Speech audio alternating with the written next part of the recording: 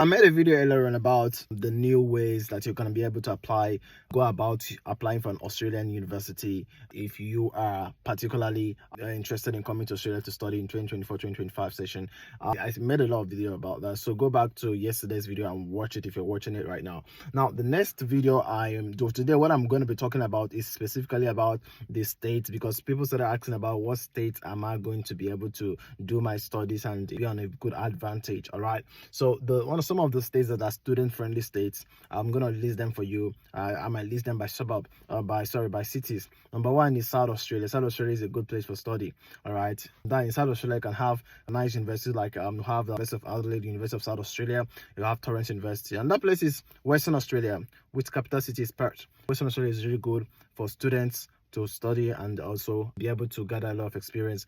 There's Curtin University, there's University of Western Australia, so there's a lot of universities. These are states I'm mentioning, and that one is Queensland. Queensland is also a good place for you to be able to study. We have Brisbane as a state capital, which is not bad at all. It's really good. I wouldn't say Northern Territory because I haven't been there, and the information I've gotten from Northern Territory, it's not something that I really can say you can go there as a student to be able to study. I wouldn't say much of New South Wales is really good. I'm not saying Sydney. New South Wales, the capital is Sydney, we know, but where there are other states like Newcastle and all of that, you can still study in those places and get good affordable accommodations, jobs, and all of that. Is really good for students.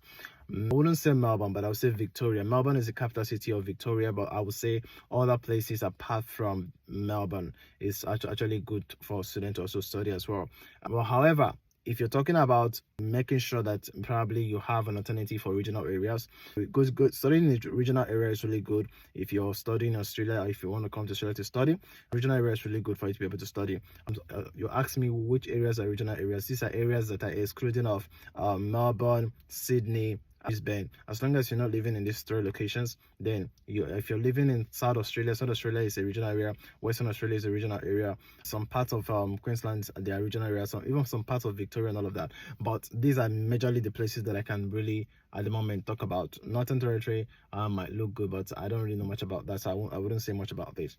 With these 3 points of mine, please, you can now use your tongue to count your teeth and be able to make your right decision concerning the states where you're going to study. All right, the states where you're going to study is really important. I just listed the 4 major states. I didn't list the capital city for any reason, because I wouldn't advise somebody to go to Canberra or Australia Capital Territory to go and study. And yes, if you have opportunity to go there, but I'm just talking about student-friendly environments, student-friendly locations that you can go to and be able to see accommodations. As I said, Victoria is a state, the capital is Melbourne, but however, you can choose to live in like in the regional areas in those states, including New South Wales as well. All right, let me know what you think in the comment section, and this is just to let you know that there are some states that are preferred. Western Australia is a state, number 1. 2 is South Australia is a state.